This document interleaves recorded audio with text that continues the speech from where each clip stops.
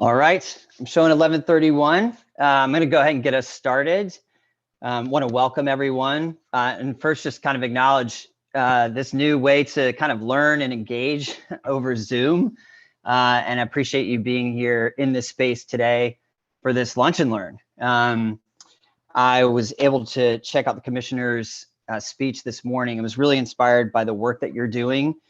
And just feel super humbled to be here today to engage a little bit around communications. Couple notes on me. So I have worked in a statewide turnaround district as a chief of staff. I've been a statewide superintendent over all the public charter schools in South Carolina. And I've also worked in a traditional district as kind of the number 2 to the superintendent. And in each of those settings, I stubbed my toes multiple times around how are we communicating what it is that we're trying to do and why is that important. And so I carry those lessons into today's discussion, really with you in mind and thinking through, 1, what we can learn together, but 2, just how important this is. And if Megan, you'll move us forward to the next slide, kind of want to model for you, emphasizing the why. And some of you may have seen this Simon Sinek circle, and I'll get to that here in a minute, but I just want to stop here on why this is so important. And this is a photo of me in Memphis, in North Memphis, and I'm in a church in a city where at the time 69 of the entire state's 83 priority schools, and these are schools that are in the bottom 5% of the state, were in Memphis. And this is in 2012. And what we were doing there was, for us, it was radical. And it carried a lot of the elements of what it is that you're trying to do in Texas and in your districts. And so we are, and I see my friend Margot Rowan on here. She actually took this picture, which is really cool. She was in the church that night. And I just share this because I was petrified, and I was really struggling to kind of translate these big goals that we had for schools and the complexity of how we would do some of the things that you're doing now through portfolio, inviting partners in to run schools, restarting schools, kind of amplifying the work of existing schools into terms that people could really understand and care about. And this was the beginning of, a 3.5 year for me and for our team, really a slog around how do we do this better? How do we and in doing that, we really learned the value of communication. I think more than ever learned how important it is to have a plan for how we're going to communicate things and express why those things are so important to the people we're serving and the people who are leading the work. And I'll tell you that because we really focused on that, we did bring change to Memphis. Since that time, 60% of the priority schools, there's been a 60% reduction in the priority schools in Memphis. And I saw earlier that in San Antonio, there's been an 80% reduction, which is amazing. So we saw that reduction. You can see the NAEP scores here for Tennessee, just incredible gains during this period of time. And if we hadn't focused on, why is this vision important? Why does it matter to people? We would have struggled even more mightily than we did. So we really dug in on this. Well, Megan, if you could move forward to the next slide.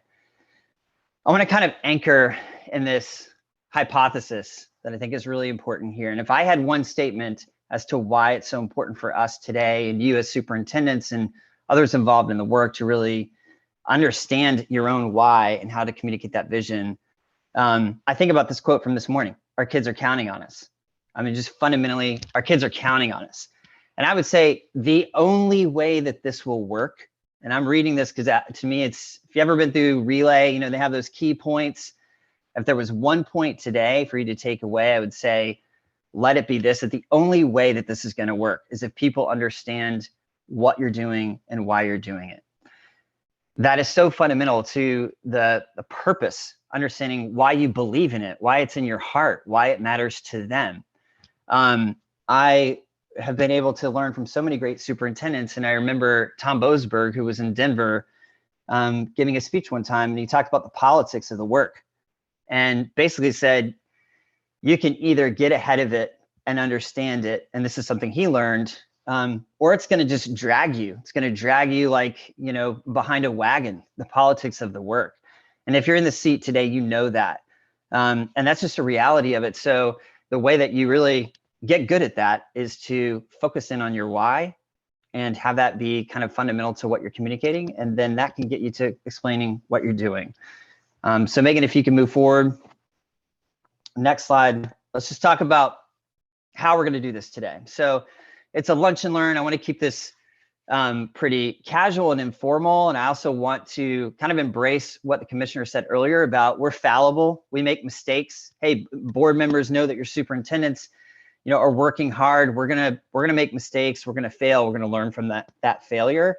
And today, I just want this, this atmosphere in this room to be one where, we're gonna jump in on this. And there's no perfect answer, but we're gonna practice it. We're gonna actually practice.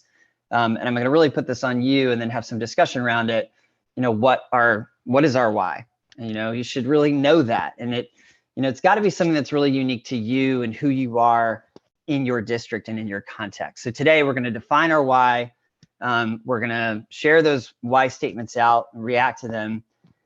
And then we're going to focus in on, for this year, one of the levers is really this kind of, annual process. One of the fundamentals to the work you're doing is this annual process of reviewing school performance, and you annualize everything. And so I really want you to be thinking toward the next school year today. And I want you to be thinking, like, what's the hardest thing? What's the most difficult thing that you're struggling with right now that you're anticipating that you have to communicate? That could be something internal. It could be a change that you're attempting to lead internally. It could be something really external with community. And so I want us to get some practice on what is like that main thing, a key action that you're attempting to drive that you are kind of most worried about. And let's like write that down, and let's talk through like, what's kind of your explanation of that? What's the why behind that? So we're gonna go through these 2 practice sessions. We're gonna have some independent practice. While you're having lunch, you're gonna write your statements down. We'll come back whole group. And at the end, I'm gonna share some tips and resources with you.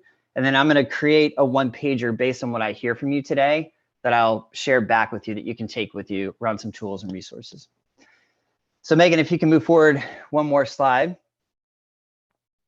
We're gonna take 5 minutes. Everybody's gonna go off camera. Some of you are already off camera, so just stay where you are. But I want to, take a few minutes on you crafting your statement, representing the SGS work that you're doing in your district. This is something I remember coming in and actually had the pleasure of having an in-person training with SGS districts a couple years ago. And we did a similar exercise, but it was more of an elevator pitch. But I was thinking, do the superintendents believe in this? And it's a question that I had for, the staff working in Texas. If you're a superintendent, you're in an SGS network. Why are you in an SGS network? Like, why are you taking on this work? Because the change necessary is so difficult. And if you don't believe in it in your heart, people will see that. They'll sense it. You won't be able to put words to it. And it's not going to work. And so 1, I believe that if you're here today, you're all in on this. And 2, it's so incredibly important for people to know and for you to really know why you're doing this work in this way. So we're going to take 5 minutes on this, and I'm going to ask each of you to like literally write down in a statement why you're doing this work. And when you think about the SGS principles and kind of the headline on that, on the SGS work, creating the schools that families need and deserve, what's your why statement on that? Why are you doing that? Before we go into the 5 minutes, Megan, can you move us forward one more? I just want to give you some examples on why statements. So, Southwest Texas Airline, they're one of the best at, kind of leading with who they are and their values. And so you can see here an example from them. Very simple statement around why they do what they do. Airbnb, I mean, how many of us have shifted to where we're using Airbnbs instead of hotels? And it's, again, a very compelling statement as to why they're doing the work that they're doing. Take a minute and just read through these before you craft your why statement around the SGS work. The top one is Simon Sinek, kind of the visionary behind this, this circle of starting with the why and then getting to the how and the what. And I'll leave you with this. Ultimately, this comes down to those 3 things: people understanding what you're doing, how you're going to do it, and why you're doing it. And the fundamental, I think, point here is that the how and the what don't really matter so much if people don't know why, because that's what's going to connect them to the purpose of it. And so really think about that. Take a minute, write one statement that represents why you're doing this work. We're going to come back and I'm going to ask you to put them in the chat 5 minutes from now. So I've got 11:41 on the clock. So let's try to be pretty precise with this because we don't have a lot of time today. We're going to come back in here. I'm going to say at 47 after. So at 11:47, we'll come back. I'm going to ask you to, each of you, write your why statement in the chat. We're going to take a look at these and react to them before we shift to action statements around this year. So take 5. I'm going to go off camera as well, and we'll come back and share these out.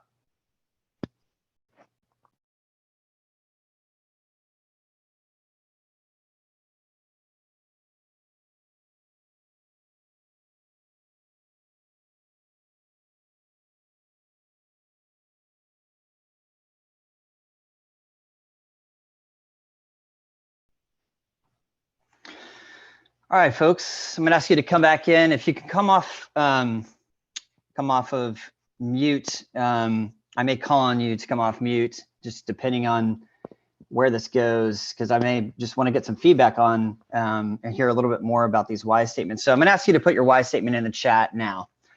So just be brave, be bold, as superintendents are and staff, and I'm going to ask you to enter into the chat your why statement. So just take 30 seconds and type your why statement into the chat.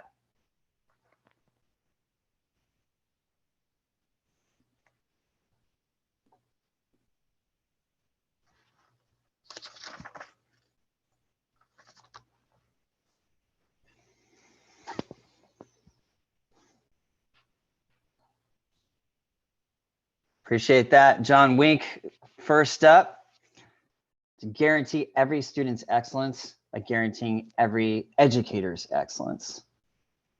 Great example. Let's just light this chat up. There's, again, rough draft. You know, go with your gut here. I mean, literally go with your gut. You know, why this matters to you. So develop great schools in which each and every student excels and are given the tools, experience to achieve beyond their dreams. To provide students with the schools they want and deserve. Again, same statement. That's one I wrote down earlier that really stuck in my mind. High quality options for our families. Creating the schools students and families want and deserve requires more agile and equitable ways of thinking and working. Great, these are great examples, ensuring every student has the ability to experience a high quality school no matter where they live. Maya, can you come off of mute and just read yours to the group? I'm off mute, but I can't actually see mine anymore. Give me a second. Okay, just take a minute. And folks, just read through these as they come in.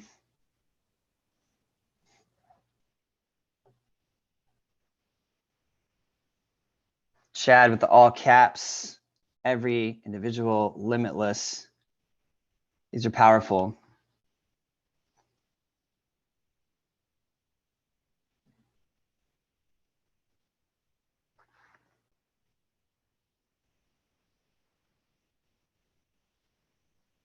Every student deserves to have access to high quality educational experience.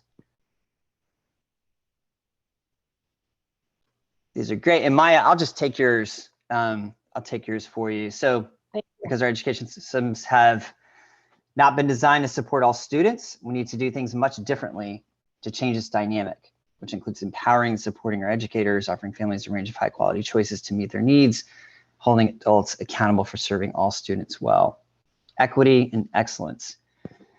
Yeah, these are great. I mean, these are the kinds of things that, you know, they need to move you in your core. This is the kind of purpose statement that should be behind everything that you're doing tactically. You know, when you get to like how you're going to do it, which we're going to talk about next, this is why you're doing it. This is the key purpose behind it. And you need to really impress upon people your core belief that the SGS levers, that, you know, the change that you're going to bring to your central office, to your district, the change that you're going to bring to schools is about this. And this is ultimately about the central message that is always getting through. So I would encourage you just to kind of go back to these on your sheet of paper. I would encourage you to get with teams, your leadership team. And I would undertake this exercise where we get really, really clear on the why statement, get really, really clear on the purpose and the vision. And one thing I'll say is, working in schools and in districts, we can be wordy. We can, just a school's mission statement, is often a paragraph. And what I would push you on here is to think almost like a tweet. I mean, just to force yourself to really put this in one very, very simple statement. And I would think, what is the emotional response that you're looking for? It's the Maya Angelou quote about people will forget what you say.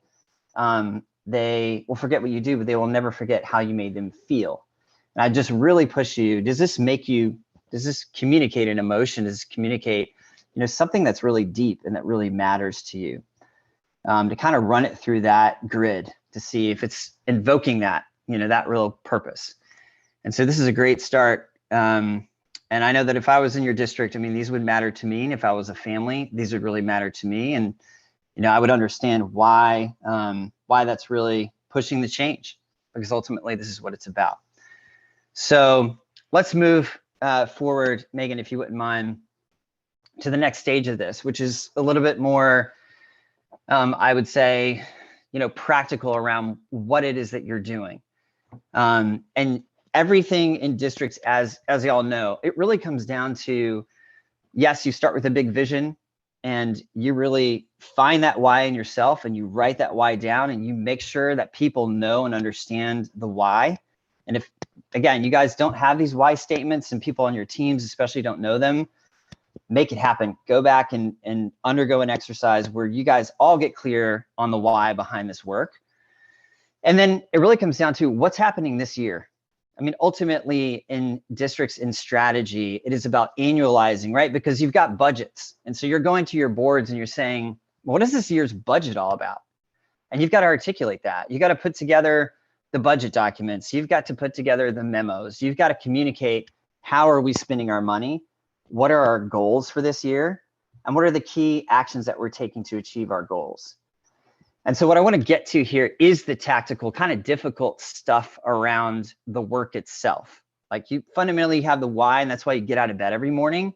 And then let's shift into, this year. And as you think about what's going to happen in August, wherever it is that you're kicking in and you've got students showing up at the door, and you got to start, you're working on that right now, right? So what I want you to do is look at these levers, and it was really helpful for me to just kind of ground myself this morning, the commissioner's speech, on these 4 different levers. And each of them comes with difficulty in communications, right? Every one of these, if you're really bringing change, is difficult because there's sort of winners and losers, so to speak. There are people who are invested in a previous strategy. There are people invested in a low-performing school who have poured their hearts and souls into that school and believe in that school. And you might be bringing a change in a way that, is different from what they expected or what they want. And so in every single one of these, changing attendance zones, when you think about that one, that's something you might do with your board. What I want you to do is look at these levers. You guys are already deep in this work, and think about the one that's the hardest. And then dig a little bit deeper and think about, for the upcoming school year, 2021-2022, what key action are you taking underneath that hardest lever that itself is the most difficult? So you might have a plan to, for example, shut down a few schools. When I was statewide superintendent here in South Carolina, we closed 6 charter schools. And probably for the previous 10 years, there had been like maybe 1 or 2 charters closed. And so my biggest enemies became the people in the charter community itself. And it was just this incredible communications challenge, because here I was, the superintendent of the charter district, and I'm pushing to close schools that are shameful in their results for children, that are not providing what children need and deserve. That after 5 years of performance have not done what they said that they were going to do.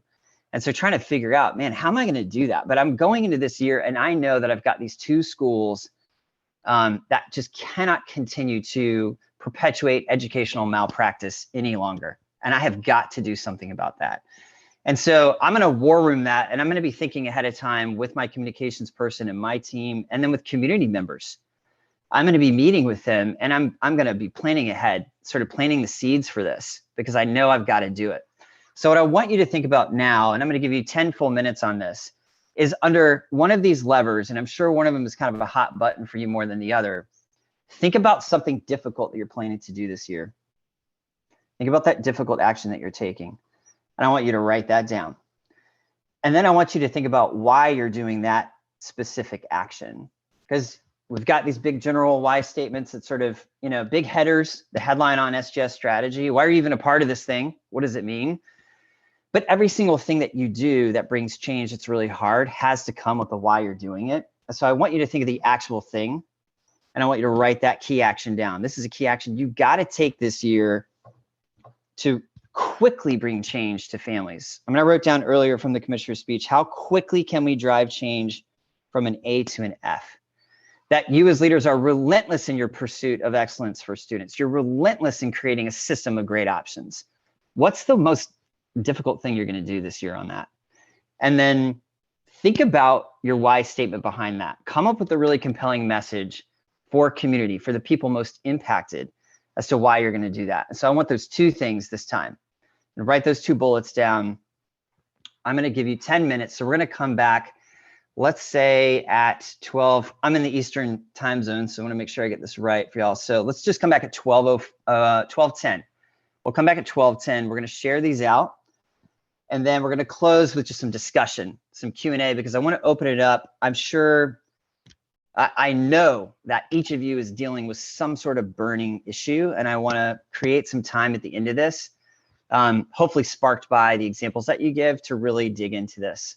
And then I'm going to close with just some general tips for you guys. So let's come back at 10 after. You can go camera off, and let's write these two examples down. So the most difficult action you're going to take on one of these levers, and then what is your why statement behind that? So take 10 minutes, and I'll see you back at 10 after.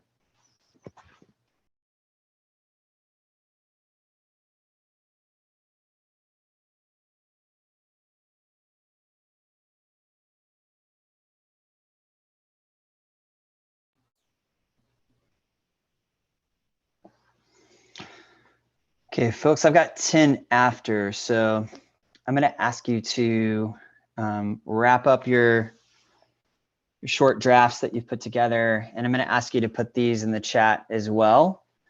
If we were all in person right now, this is where I'd be calling on volunteers. Who wants to talk through this for a few minutes for the benefit of the group?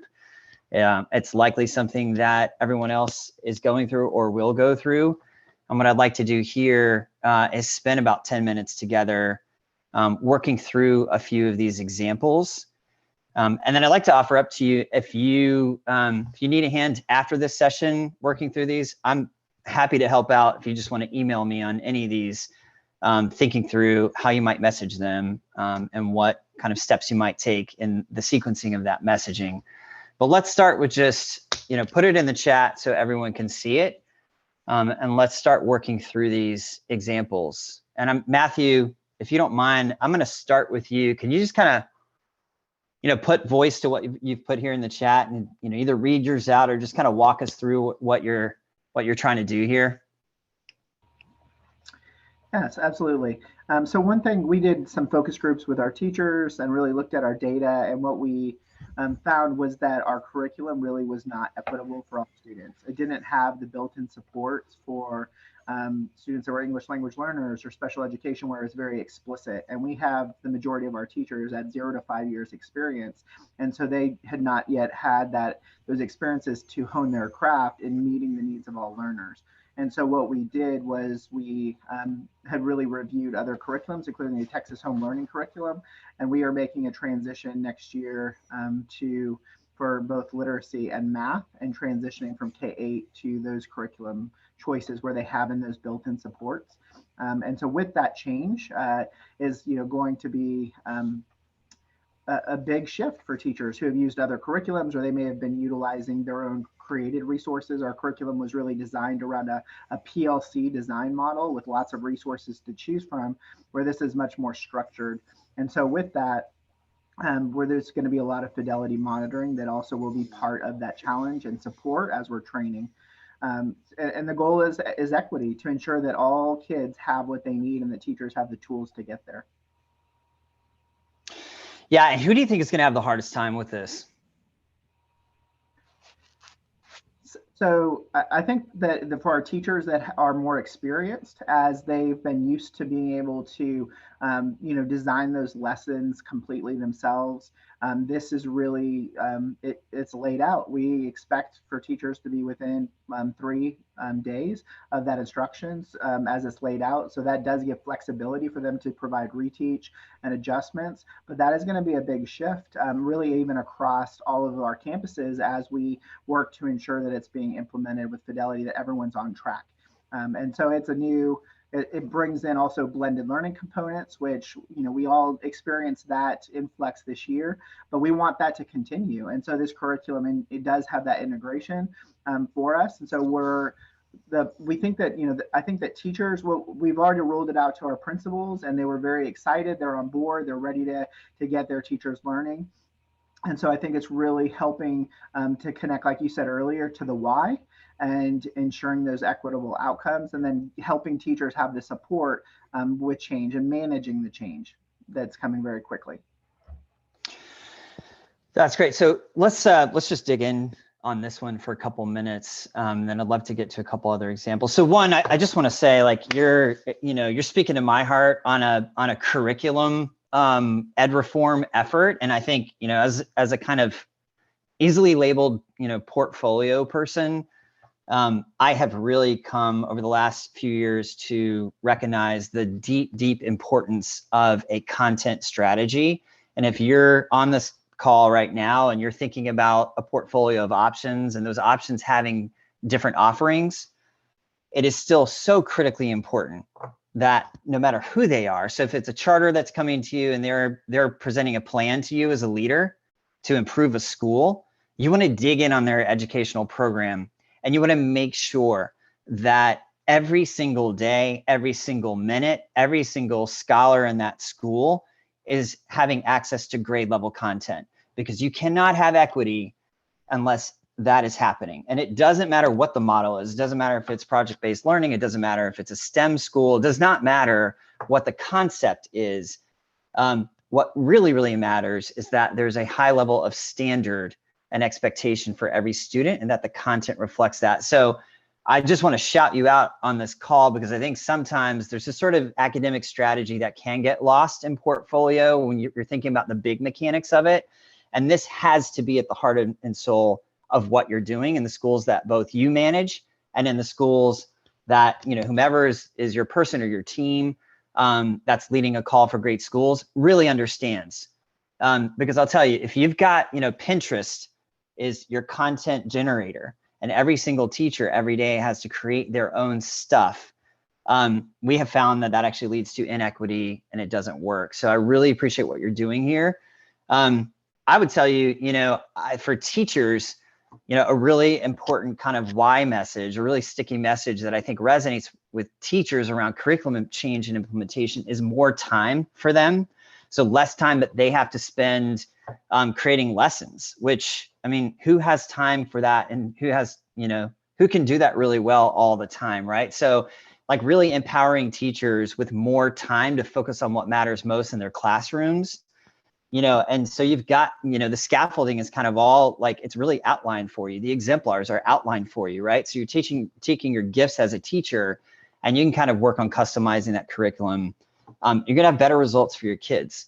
And then I think for a broader message, I do think this idea of grade level content every day and preparing every scholar to succeed in life, earn a living wage and a high mobility job, and going to college is what every scholar deserves. And they can't get there. They can't like walk that set of stairs unless it's grade level content every single day.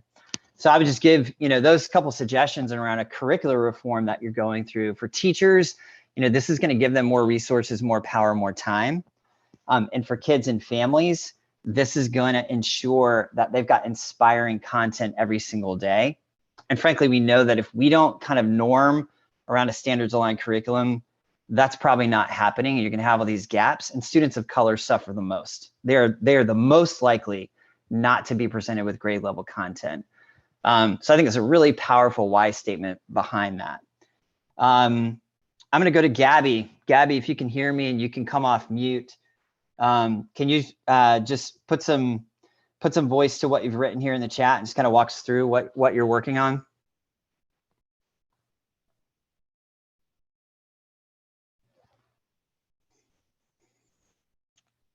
Gabby, see your microphone is not playing nice. Let me give you a couple seconds to see if you can come off mute.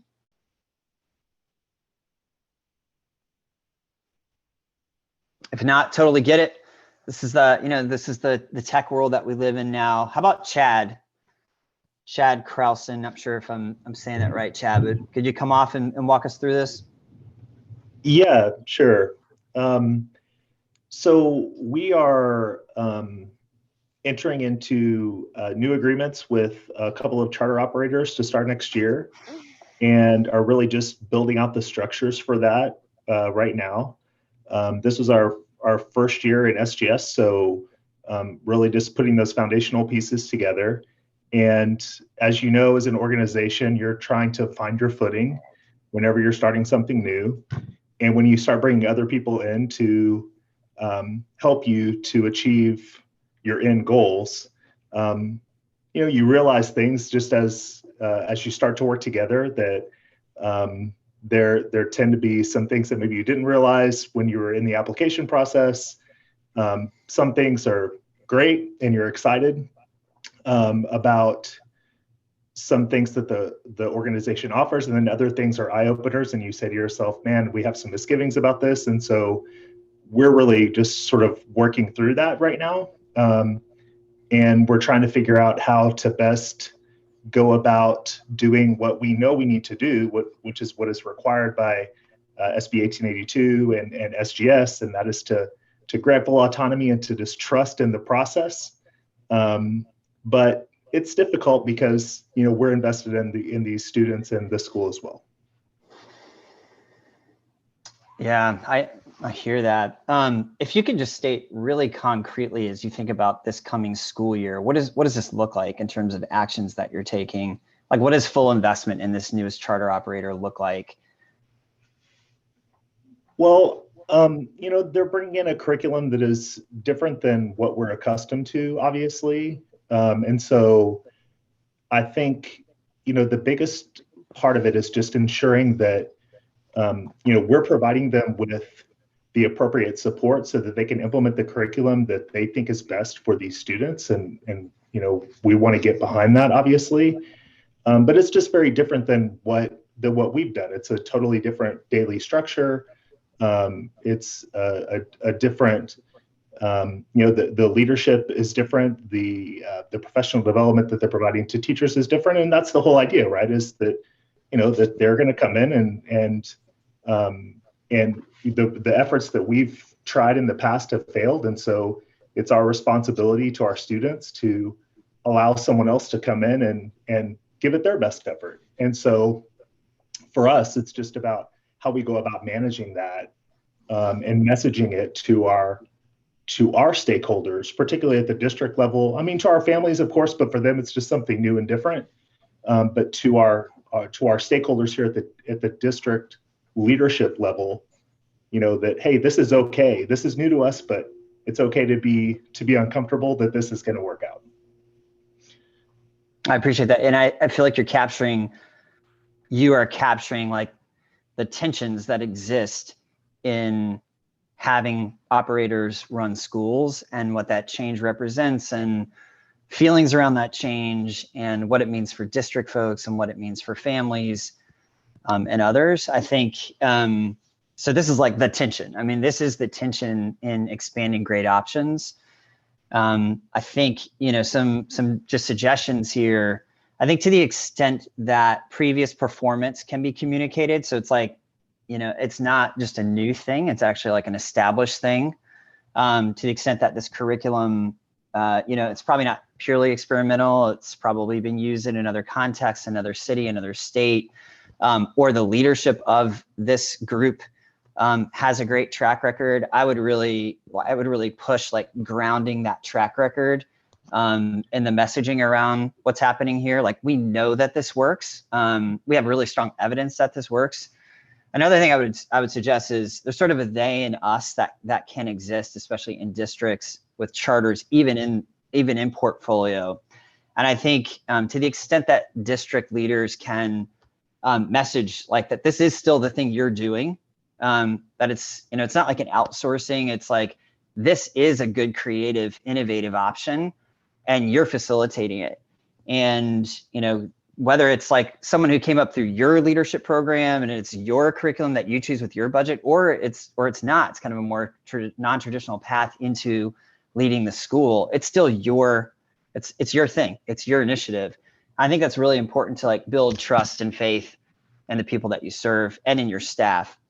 And then I think, you know, the final thing I'd say is, you know, I wrote this down from the commissioner earlier. Can we create this space for innovative risk taking? And you are innovating and you are taking risks, and you can, you know, I think it's really comforting to emphasize how you're going to monitor, how there's common accountability structures in your district. And so if you're bringing in an operator that's not, you know, from your traditional district and hasn't come up through that route, you're not directly managing a school, I think you can really ground that change and the things that people can expect around monitoring and accountability. So we're going to be working really closely with this partner. We're going to be looking at the same, you know, results that we expect in all of our schools. What are those common practices that you're going to still hold dear, where people can know like you're still a part of this thing? You're not just like pushing the boat away from the dock and you never see it again. You're actually like, you're right there with it. So those are just a few suggestions. I'm looking at time. We've got about 5 more minutes. Megan, would you mind just moving us to the next slide? So I want to just walk you through a few tips here. And to me, these are, you know, as you grapple with this, because there are multitudes of challenges, right? Like, you're going to have change that you're going to bring. You're going to be making requests that are difficult to make, either for your board or for some other audience. For families, for communities, for your staff, because you're bringing change to them. And so I really want to push, and I want to ground this in what I said earlier, this key point that this will only work if people understand what you're doing and why. This will only work if they understand that. And so if that's a fundamental truth that we accept in education and in any effort, nonprofit, for-profit, the business world, the world, this will only succeed. This complicated strategy will only succeed if people understand it. How can we do that? Like, how do we pull that off? And so these are 3 things that I would just really, really stress for you to take with you. And the first is how you create message. And you create message by starting with your key audience. And this is something I cannot stress enough. If you're bringing change to a school community, you need to know that audience. You need to know that community. You minimally need to have a few representative leaders, advisors, parents. You need to, and if you don't know them, you need to get to know them, and you need to figure out how you can hear from them on the front end and really understand your audience and who's impacted by that. If you're leading a curricular change, that's really teachers. That's your primary audience. What do they stand to lose by that change? What are their key concerns? What are the tough questions they're going to bring to you? So always think, what is my audience? Who is my audience? And what is my purpose? What am I trying to do here? What is my goal? And then from that, you dictate everything that you're strategically communicating. That then creates the message. What are the words that are going to help compel change that people are going to understand, that people are going to get around? What's the timing of it? You know, there's always a science to the timing. Who knows first? How do you roll a thing out? And what tactics are going to use? Community meetings, email, social media, but all of that flows from audience and purpose. So I would just really push you as superintendents, as leaders in your districts, board members, like, have this, kind of carry this with you all the time. We're always trying to communicate something that's important so that we can execute on our strategy. We can't do that unless we know our audience and our purpose. The second thing is take time on the front end to literally write out, what are the tough questions we're gonna get? What's this reporter gonna ask me? What hands are gonna go up at this community meeting? What crazy stuff is gonna be posted on our Facebook page from people who are gonna, you know, put us on blast and ask us some really hard questions? Never be surprised by those questions. Take the time as superintendent. I know y'all are so busy. It's the most impossible job. And I'm telling you, if you have a cadence with your leadership team where on a weekly or bi-weekly basis, you're identifying key actions that you're taking, key strategies, and then a communications plan, you can get into this rhythm where you're always anticipatory and you literally can like write out, well, these are the things that I think are gonna be really tough for people. What are our answers to those? We need to know what our answers are so we're never caught off guard. So I would just really push you to be anticipatory. And this is something I wasn't good at for a long time and I got burned by it. And now I'm consciously always thinking, how do I anticipate? And then the last thing is, I would just really push you to not look at communications as like, you know, it's sort of this add-on, it's PR. I would really push you like, no, this is like strategic. It is part of your fundamental strategy. If you don't have a goal around communications, which could be like, what do you want this audience to do? What do you want your enrollment to be in this school? What do you want the media to be portraying? What percentage of positive news do you want to generate from this effort, right?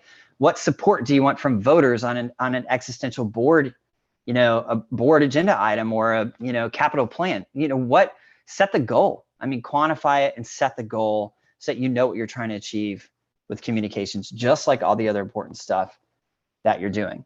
So really, if you could write down these three, I mean, and carry these with you and work on these, I think it's going to really serve you well. I've seen that when these things don't happen, the big plans fall off the rails and we're not serving kids. And that is our mission. So I had a question slide here at the end. We only have 1 minute. I think what I'm going to do is, because we're out of time, I'm just going to ask you if, Megan, if there's a way, if I can share my email, and if people have any questions for me, if they want to, they didn't get a chance at sharing their thoughts or asking about something that they're grappling with, I'm totally cool with making myself available. So if people could send me those questions, I will answer them within the week since we didn't have a chance to get to them here. And I'll share my email. So I really appreciate, okay, let me just do it right here. That's a good suggestion. I'll just put it in the chat. And I just want to close with a thanks. The work that y'all are doing is incredible. I'll tell you, the nation's watching you. I'm here in South Carolina, and I hear buzz about what's happening in Texas. I know Pedro Martinez from a leadership group I'm in. I'm just so impressed with what you're doing. I know how hard it is. And I know that this is such a big part of it, and the politics are brutal. So practice, practice, practice. Make this a priority. These techniques will help you.